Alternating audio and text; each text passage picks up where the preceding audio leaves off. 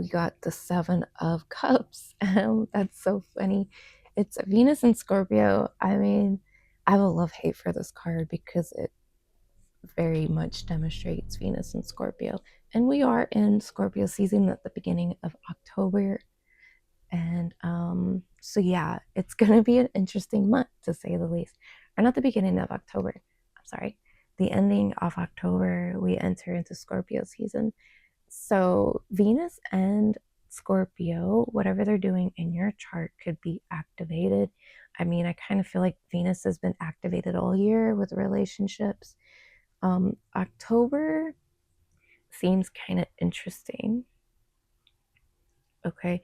It's funny because I got this card for Sagittarius and like they were on some fuck shit. Just kidding. Like this was something that was like right in front of them, but they're so stubborn they can't see.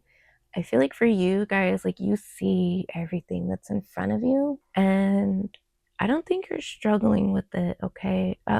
This card could be a card of struggling with the choices ahead of you. It's like there's illusions, there's trickery, there's a lot that's being offered. There's like, if you know anyone with the Venus and Scorpio, maybe you can kind of understand where this is coming from.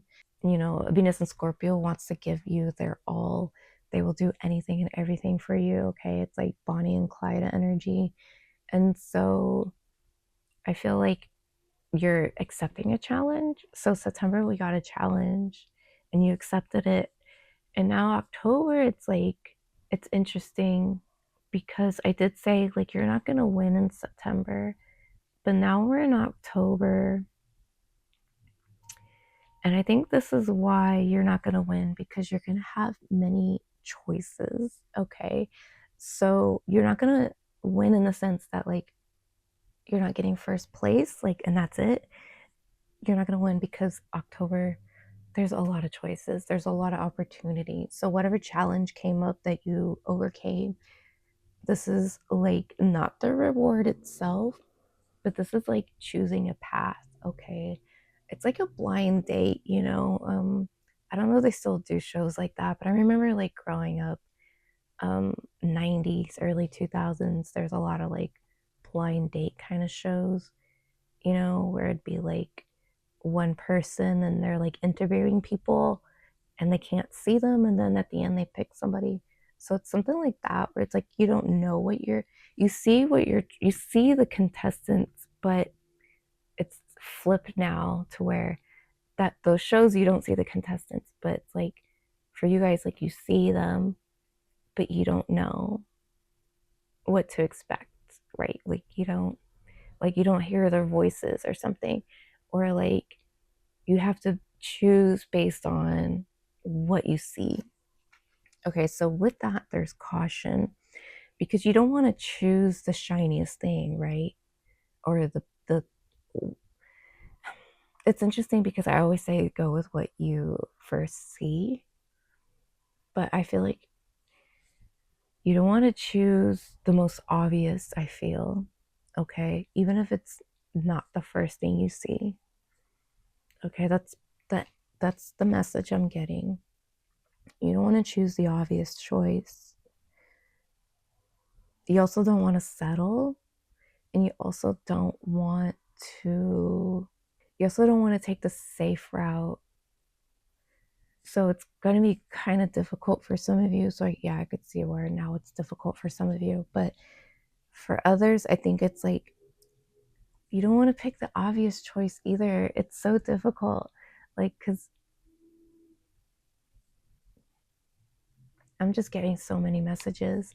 So this will be what's coming up in October. Okay, I don't know how to put it into words. Everything I've just said is like relevant. Okay, so I think I'm just gonna stop there with trying to get the message out.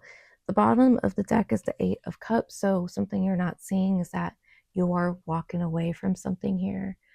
Like whatever you choose, something obviously is going to leave your life, but it's almost like I did mention that you're choosing a path.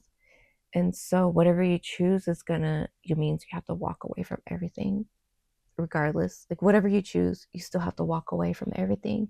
So that's something you're not seeing, in the sense that, like, I think that's why you don't want to choose like the most obvious or the most safest or the most appealing, because it's not about that here, because you're walking away from everything.